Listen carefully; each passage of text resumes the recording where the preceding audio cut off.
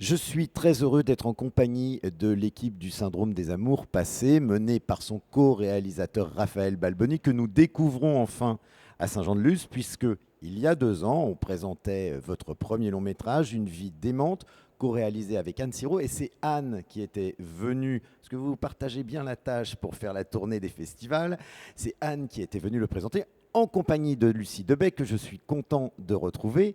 Et qui avait vu le film à l'époque, qui était dans le jury, Florence Loirecaille, qui maintenant est de cette aventure, de cette nouvelle aventure, Le Syndrome des Amours passés. Un film très attendu, après ce qui s'est passé, tant dans les festivals que au Magritte, où là, ça a été quand même la folie. Je rappelle que les Magritte sont les Césars du cinéma belge, et là, ça a été une folie totale. Est-ce que vous avez ressenti cette attente autour de ce deuxième long métrage, cher Raphaël? Oui, bah, je pense qu'en c'est sûr qu'une vie démente, on l'a fait avec très peu d'argent. Donc en Belgique, il y a un fonds qui est un fonds pour des films à conditions légères. Donc on l'a fait avec 350 000 euros, ce qui est plus ou moins 4 ou 5 fois moins de budget un premier film classique. Donc il n'y a pas d'attente, personne, je sais pas comment dire, on avait une grande liberté, on faisait ce qu'on voulait. Ici, c'est un film coproduit avec la France, donc il y a plus de pression, plus d'attente, mais voilà, après, le premier film ayant eu, en tout cas, a un peu fonctionné, a eu une certaine reconnaissance, ça aide aussi à pouvoir travailler un peu, continuer à travailler comme on l'avait fait sur le premier.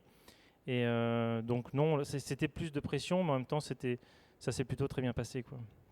Alors après Thelma, Une vie démente et maintenant Le Syndrome des Amours passés, il y a quand même un lien commun à ces trois films, c'est l'enfant. Bon, Thelma, elle était là et elle occupait beaucoup de place. Dans Une vie démente, on voulait un enfant, mais finalement, c'est une maman qui prenait beaucoup de place. Et là, c'est un désir d'enfant qui prend beaucoup de place. Qu'est-ce qui vous pousse à écrire des films autour de ce désir d'enfant ou l'enfant, bien que ce ne soit pas le seul thème des syndromes des amours Oui, c'est passés? ça. Le court-métrage, c'est avec Thelma, hein, le titre, ouais, non, pas de souci. Je pense que bah, déjà, en fait, le syndrome des amours passés, on a commencé à l'écrire avant Une vie démente.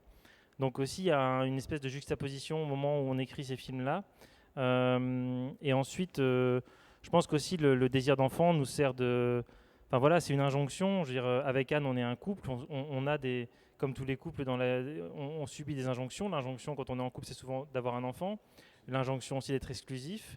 Et c'était l'idée de mettre en fait ces deux notions, de les mettre comme des injonctions paradoxales. Et donc, pour avoir un enfant, il va falloir ne plus être exclusif, ou si on veut rester exclusif, on n'a pas d'enfant. Voilà. Et c'était le jeu de partir de là et de s'amuser avec cette situation improbable, quoi. Lucie, vous étiez contente de retrouver l'univers de Anne et Raphaël? Oui, énormément, parce qu'ils ont une méthode de travail qui est assez jouissif pour les acteurs.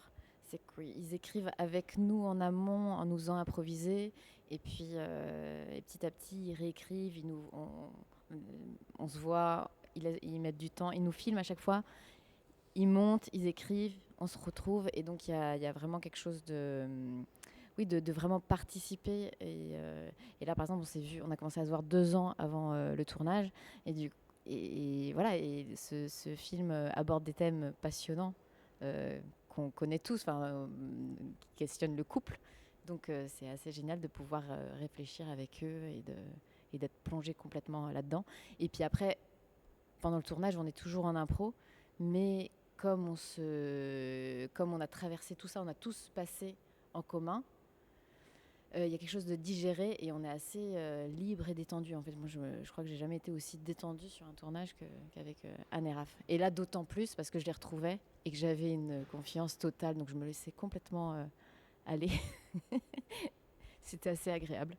Alors je me souviens que Anne, quand elle était venue présenter Une vie démente, avait justement expliqué cette méthode de travail assez stupéfiante. Est-ce que tu avais vu ça, Florence? Et qu'est-ce qui t'avait tant marqué, bouleversé dans Une vie démente? Oui, oui, j'étais restée. Normalement, le jury n'a pas le droit de rester, je crois. Mais bon, Non, chez nous, le jury fait ce qu'il oui, veut, c'est hein, vrai. voilà. Non, mais écoute, j'ai eu le coup de foudre pour. Déjà, quand je les ai vues toutes les deux arriver sur scène, je sais pas, je me suis dit, c'est la grâce et la drôlerie incarnée, quoi. Donc, je me suis dit, elles ont l'air trop sympas, ces filles, j'ai trop envie d'être copine avec elles. Et la question, c'était... Oui, la méthode. Oui, Oui. euh, parce que c'est une chose qu'on nous l'explique, et puis c'est sûrement une autre chose que de le vivre. Oui, c'est ça. C'est-à-dire que je suis venue à Bruxelles une journée. Il y avait Lazare et on a fait plusieurs séquences dans les décors avec le chef-op, le costumier. Et c'était une répétition. C'était un petit peu... Comme c'était filmé, donc c'était un petit peu une version de film. Et effectivement, comme Lucie le disait, après, c'est comme si ça crée du vécu. Et comme c'est très loin le tournage, en fait, on arrive, on n'a plus du tout, effectivement, on a l'impression de flotter, on est comme dans du liquide amniotique, quoi. On sait qu'on a quelques petits rendez-vous pour certains dialogues ou certains trucs physiques. Et en fait, on se retrouve dans un état de documentaire. Et on ne sait même pas nous-mêmes ce qu'on va faire, en fait. Donc c'est un état très curieux où on peut rien anticiper, quoi. On est complètement, on se laisse aller, quoi, comme dans la vie, comme dans la vie. Raphaël, on ne sait plus à qui attribuer cette phrase parce que au fil des interviews, je croyais l'attribuer à quelqu'un, on me dit que c'est quelqu'un, donc c'est pas grave. En tout cas, un réalisateur aurait dit que réaliser une fiction, c'est aussi réaliser un documentaire sur des acteurs. Est-ce que c'est pas exactement ce que vous faites? Oui, en tout cas, nous, on part avec Anne beaucoup de qui sont les acteurs, et je pense que pour ce film, si c'était pas Lucie, si c'était pas Florence qui avait fait ces rôles-là, les personnages auraient été différents, c'est sûr. Parce qu'on va vraiment prendre le temps, justement, dans ces moments de répétition. Voilà, nous, on a passé beaucoup de temps sur le texte en amont, et puis ensuite, on va vraiment confronter ces situations à qui sont les personnages, comment ils interagissent entre eux. Florence, quand elle arrive, tu connais pas Lazare, Gousseau, qui joue le personnage de Rémi, et tout de suite il y a quelque chose qui se passe entre eux. Il y a aussi Yuri qui vient après l'après-midi, on avait travaillé avec Yuri, donc l'autre amant qui vient en même temps, et pareil, il y a quelque chose qui se joue entre eux qu'on va pas pouvoir anticiper en fait. Et on essaye d'être très à l'écoute, très attentif, de voir ce qui se passe, de justement pas trop plaquer des choses par rapport à l'écriture, mais laisser voir comment naturellement les choses organiquement vont se passer. Et par petites touches comme ça, autour des acteurs, de qui ils sont, on va essayer de décrire la scène finalement, parce que ces scènes qu'on filme en répétition, on les monte. Parfois, quand ça n'a pas fonctionné, on se retrouve, on réessaye. Il y a des scènes qu'on a réussi. Ici, c'est vrai que ces scènes-là, on les a. Ça c'est tout de suite. Il y a quelque chose d'évident qui s'est mis en place, donc on les a répétées une fois et on était prêt pour le tournage. Il y a d'autres scènes qu'on a répétées énormément parce qu'on trouvait pas. Et parfois, c'est nous, pas du tout les acteurs qui trouvaient pas. C'était nous qui avions pas mis en place la situation ou le. Et donc on cherche parfois même. On fait venir les acteurs par rapport au cadre, hein, puisqu'en fait, quand on filme ces répétitions, on définit le cadre de la scène et parfois ils reviennent juste pour que nous on cherche d'autres cadres parce que tout se fait un peu en même temps comme ça et donc voilà c'est un peu oui c'est vraiment notre manière de fonctionner, de construire autour quoi. C'est facile, Lucie, après de retourner sur un plateau, on va dire, entre guillemets, je déteste le mot, mais normal. Le tournage que j'ai fait juste après, c'était une série. Moi, j'avais quasiment jamais fait de série, donc c'était l'extrême inverse. Donc, il faut être d'une efficacité redoutable. Et je n'ai pas rencontré, enfin, j'ai rencontré juste l'acteur qui jouait mon mari, Nicolas Duvauchel, mais 1 heure avant le tournage. Ah oui, quand même. Et sinon, tout le reste, enfin voilà, donc j'ai trouvé ça hyper dur. Oui. Oh, je me suis dit, je suis pas faite pour ce métier. Je comprends pas. Alors, parce que Raphaël, c'est marrant parce que vous déconstruisez la façon de tourner comme vous déconstruisez finalement les situations dans vos films. C'est-à-dire que vous parliez d'Alzheimer, enfin d'une maladie qui atteignait le personnage de la mère dans Une vie d'aimante, mais vous le faisiez tout en parlant de, enfin, la mère devenait un enfant et l'enfant devenait, enfin, c'est fou vos films. Et là, vous déconstruisez des situations autour du sexe, autour de l'exclusivité. Enfin, c'est assez dément, votre façon de voir le monde. Enfin, pour vous, elle doit être assez banale, mais pour nous, elle est assez démente. Oui, et ben ça, c'est plus vous qui pourriez en parler. Moi, avec Anne, on travaille.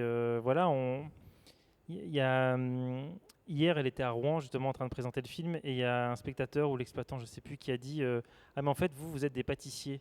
Vous travaillez très très longtemps comme ça. Ce qui vous intéresse, c'est le travail, le travail. Et c'est vrai que nous, on passe beaucoup de temps parce qu'en fait, le fait de préparer le film comme ça pendant 2 ans avec les acteurs, ça demande plus de temps. En fait, c'est énorme parce qu'on filme toutes les répétitions, on les monte. Donc moi, on monte on monte 2 fois le film quelque part, même si le montage des répétitions va un peu plus vite parce qu'on le fait de manière moins précise. Mais je pense on est un peu, oui, des amoureux du travail comme ça, de préciser, et c'est ça qui nous fascine et qui nous amuse, et d'aller essayer dans cette comédie romantique sur chaque situation, sur chaque scène, sur chaque personnage, d'aller fouiller, d'aller essayer de... Quand on voit la scène avec Florence, bah voilà, on a réussi, je trouve, à faire émerger tout un personnage. Nous, quand on est en présentation, qu'on parle du personnage de Marion, tout le monde sourit, tout le monde comprend en fait qui est ce personnage, alors qu'il y a très peu de choses qui sont échangées, ça va très vite, mais on comprend qu'elle a son petit rituel du mardi soir, elle vient de Paris, elle va à Bruxelles, elle a ses amants, et en très peu de traits comme ça, on arrive à dessiner ce personnage qui est un peu le sage du village comme ça, qui est vraiment, qui a un peu de hauteur sur toute cette situation, et voilà, et c'est aussi... ça nous fascine de passer du temps comme ça à essayer de chercher avec les acteurs, de fouiller comme ça en fait. Ça Florent, vient aussi peut-être aussi du montage aussi qui est très en jump cut. Donc du coup, on a l'impression que, comme dans la vie, on a des moments plus précis que d'autres et du coup, ça donne un éclairage sur un moment précis, un peu en kaléidoscope en fait. On a l'impression de voir la même chose mais sous un autre angle. Et ça, quand on le voit en tant que spectateur, ça fait vraiment du bien, quoi, parce qu'on ne sent pas le montage, on ne sent pas les gros plans, il n'y a pas des acteurs, tout ça, là, ils sont comme ça, peignés, il n'y a pas de raccord, enfin, c'est comme des flashs, en fait. Oui, et Ça, puis ça- comme les impros sont assez longues et on sait qu'ils vont monter comme ça, il y a quelque chose où on sait qu'on ne doit pas être efficace du début à la fin. Donc en fait, et en plus, on a répété dans les lieux. Donc moi, petit à petit, cet appart, c'était vraiment chez moi. Je n'étais pas surpris de tel objet, je savais où était. Il y a quelque chose comme ça. Et en fait, on a juste à être là avec son partenaire. En fait, c'est hyper agréable. On est vraiment dans l'écoute. En tout cas, moi, à chaque fois, je me dis, bah, je suis juste là, en fait. mais donc vous ne découvrez le film qu'au moment de le voir, finalement. Vous ne savez même, vous Oui, découvrez parce même qu'il y a ce que vous avez fait dans le film qu'au moment de le voir. Oui, parce que comme c'est des longues impros, en fait, l'écriture se fait vraiment aussi au montage. Oui. Il y a beaucoup de montage, Raphaël. Oui, on prend beaucoup de temps. Donc un long métrage classique se monte en 12-15 semaines. Nous, là, on a fait 23-24 semaines de montage. Parce que oui, il y a beaucoup de matière, les prises sont très longues et il y a beaucoup de réécriture. Et très tôt, en fait, on travaille beaucoup en ping-pong. À l'écriture aussi, on fait beaucoup lire nos textes. Et là, en montage, on fait beaucoup de vision test. Donc à partir de la 7e semaine, toutes les semaines, tous les mercredis, on fait une vision avec 4 spectateurs, 2 amateurs, 2 pros, 2 hommes, 2 femmes. Et on visionne, on discute. Et on mange en fait pendant 3 heures. Vous allez déposer votre méthode ou C'est pas? ça, c'est breveté d'ailleurs. Et non, mais c'est chouette parce que et c'est tout un processus. Ce que je racontais encore, on parlait du son tout à l'heure. C'est que moi, je sais que on cuisine parce que on fait un export pour visionner, et donc l'export pour vérifier qu'il est bon, on met le son, on entend qu'il n'y a pas de s'il y a une saute ou quelque chose, c'est qu'il y a un problème. Pendant ce temps, on cuisine, donc on écoute aussi comment on a monté les acteurs juste à l'oreille, et ça c'est hyper intéressant. Et enfin, notre petit rituel comme ça du mercredi où on fait des visions, on discute, et ça nous permet de prendre du recul, de comprendre ce qui fonctionne pas, et de retourner au travail, quoi. Mais dans un monde, en l'occurrence le monde du cinéma, où tout le monde veut se mêler un peu de la création des auteurs, c'est-à-dire que les producteurs veulent, enfin les producteurs encore c'est normal, mais lire et relire les versions de scénario, mais maintenant aussi les distributeurs, les décideurs, les chaînes, et imposer leur vision d'une œuvre, c'est facile pour vous de monter vos films? Non, alors je pense que la chance qu'on a eue, c'est qu'on a fait une vidémante où justement une vidémante, là il n'y avait pas de distributeur, on n'avait pas de distributeur de toute façon sur le film quand on le montait. Et notre productrice nous a laissé très libre de faire ce qu'on voulait. Et on a pu, voilà, et le film, comme il a eu un certain succès, en tout cas critique, on va dire, même si c'était en plein Covid, ça n'a pas très bien marché au niveau de la salle. Mais voilà, les gens ne pouvaient pas nous dire ça va jamais marcher. Parce que c'est ce qu'on nous disait en fait, vu qu'on a fait beaucoup de courts-métrages, on disait non mais le jump cut en long-métrage ça marchera jamais, votre manière de travailler très en amont ça marchera pas. Enfin bon, on a eu ça pas mal, et là du coup ça nous permettait de dire bon voilà, on a fait un film d'1 heure et demie qui fonctionne d'une certaine manière, en tout cas pour certaines personnes, donc on est capable de le faire. Mais c'est compliqué, oui, parce qu'on travaille très en amont, au niveau du casting aussi, On avait commencé en tout cas le casting avec Lucie et Lazare. Et c'est des contrats avec la France, il y a ce côté, il faut une star. Donc voilà, c'est tout un. Par rapport au monde du cinéma, on est un petit peu en décalage par rapport à notre manière de fabriquer les films. Et puis pareil, le casting ne se décide pas 2 ans en amont, c'est pas comme ça que ça fonctionne. Donc nous, on est là à travailler très en amont avec des acteurs alors que le budget n'est pas encore là. Enfin, on travaille un peu, du coup, c'est pas évident, mais jusqu'ici, on a réussi, donc on se dit ça devrait, ça peut continuer. Il faut vivre pas très loin, quoi. Donc, si jamais les gens veulent travailler avec eux, faut amener, faut prendre un appart pas très loin, comme ça. C'est pas une mauvaise idée en même temps. Moi, je veux bien aller habiter à Bruxelles. Hein, ça me dérangerait pas. Merci infiniment. Et puis oui, votre méthode réussit puisque le film a quand même fait d'abord la clôture de la semaine de la critique à Cannes, c'est dire. Et maintenant, on est heureux de le présenter à Saint-Jean-de-Luz. Donc merci à vous trois d'être venus. Merci Raphaël d'être enfin venu découvrir la Cité des Corsaires.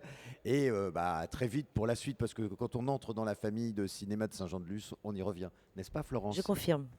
Merci infiniment. Merci beaucoup.